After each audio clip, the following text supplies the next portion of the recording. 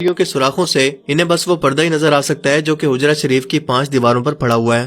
اس طرح سلام پیش کرنے والے زائرین اور آپ صلی اللہ علیہ وآلہ وسلم کی قبر مبارک کے درمیان صرف چند گز کا فاصلہ ہوتا ہے، لیکن انہی چند گز کے فاصلوں کے درمیان تقریباً 4 دیواریں بنی ہوئی ہیں۔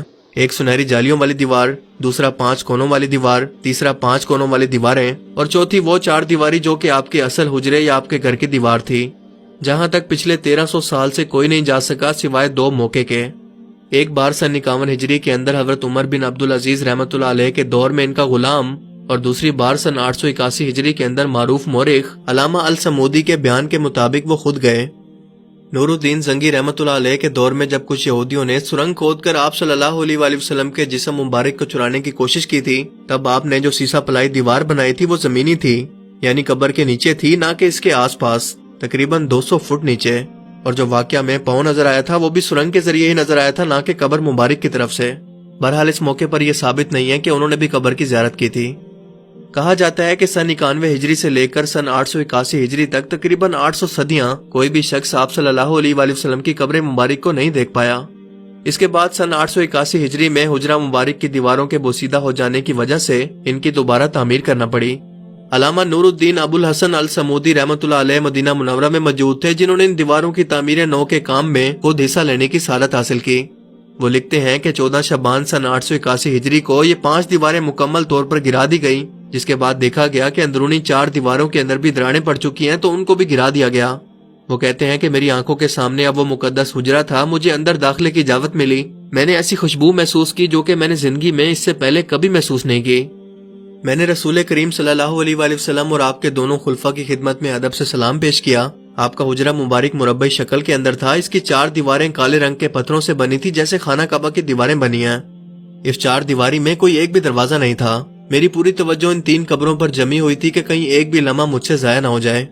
تینوں قبریں سطح زمین کے تقریباً برابر تھی، صرف ایک جگہ ذرا سا ابھار تھا، شاید یہ حضرت عمر رضی اللہ تعالیٰ عنہ کی قبر تھی۔ قبروں پر عام سی مٹی پڑی ہوئی تھی۔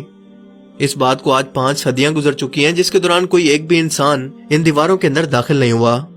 السمودی نے اپنی کتاب میں حجرہ نبوی کا ذکر کرتے ہوئے لکھا ہے کہ اس کا فرش سرخ رنگ کی ریت سے بنا ہے اور مسجد نبوی کے فرش سے تقریباً 60 سینٹی میٹر نیچے ہے۔ حجرے کی موجودہ چھت کو ختم کر کے اس کی جگہ لکڑی کی ایک چھت کو نصب کیا گیا جو کہ جالیوں کی طرح لگتی ہے۔ اس لکڑی کے اوپر ایک چھوٹا سا گنبد تعمیر کیا گیا جس کی اونچائی 8 میٹر ہے، اور یہ آج بھی گنبد خضرا کے بالکل نیچے موجود ہے۔ علامہ السمودی کی وفات ہوئی 911 ہجری میں، اور سن 881 ہجری یا 1470 عیسوی سے لے کر اب تک تقریباً 550 سال کے عرصے میں کوئی ایک بھی انسان نبی پاک صلی اللہ علیہ وآلہ وسلم کی قبر مبارک کی زیارت نہیں کر سکا۔ اب یہ سب کچھ سن کر ایک عام مسلمان کے دماغ میں یہ سوال پیدا ہو سکتا ہے کہ ایسا بھلا کیوں ہے؟ ان سب رکاوٹوں یا دیواروں کو ہٹا کر آپ صلی اللہ علیہ وآلہ وسلم کی قبر مبارک کو ہر ایک مسلمان کی زیارت کے لیے کیوں نہیں کھول دیتے؟ تو اس کا جواب یہ ہے کہ یہ آپ صلی اللہ علیہ وآلہ وسلم کی خود کی خواہش تھی کہ آپ نے اللہ تعالیٰ سے دعا فرمائی تھی کہ اے اللہ میری قبر کو لوگوں کے لیے سجدہ گاہ مت بننے دینا۔ یہ چیز آپ نے خود اللہ تعالیٰ سے مانگی تھی جو کہ آپ کو عطا کی گئی، لیکن آپ بھی سوچتے ہوں گے کہ ایسا بھلا کس لیے؟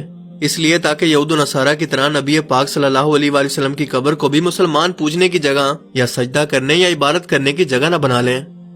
آج ذرا اپنے آس پاس نظر دوڑائیں کہ کیا کسی مشہور بابا جی یا کسی اولیاء اللہ کے مزار پر یا خانقاہ پر کیا کچھ نہیں ہو رہا؟ کیا ان کی قبروں پر مزار بنا کر گمراہ مسلمانوں نے اسے سجدہ کرنے اور مانگنے کی جگہ نہیں بنا لیا؟ تو سوچیں کہ آپ صلی اللہ علیہ وآلہ وسلم جن کا رتبہ دنیا کے تمام انسانوں اور نبیوں سے افضل ہے، آپ کی قبر کو اگر عام مسلمانوں کے لیے کھول دیا جاتا تو کیا یہ سجدہ گاہ یا گمراہ لوگوں کے لیے عبادت کی جگہ نہ بن چکی ہوتی؟ اسی لیے آپ صلی اللہ علیہ وآلہ وسلم یہ بات پہلے سے جانتے تھے جس کی حکمت ہمیں آج سمجھ میں آتی ہے۔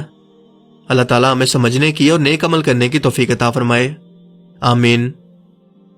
جو بے روزگار ہیں ان کو روزگار عطا فرمائیے، مولا بری کواز مولا غیب سے مدد فرمائیے، حضور آپ دنوں کے حال بہتر جانتے ہیں مولا۔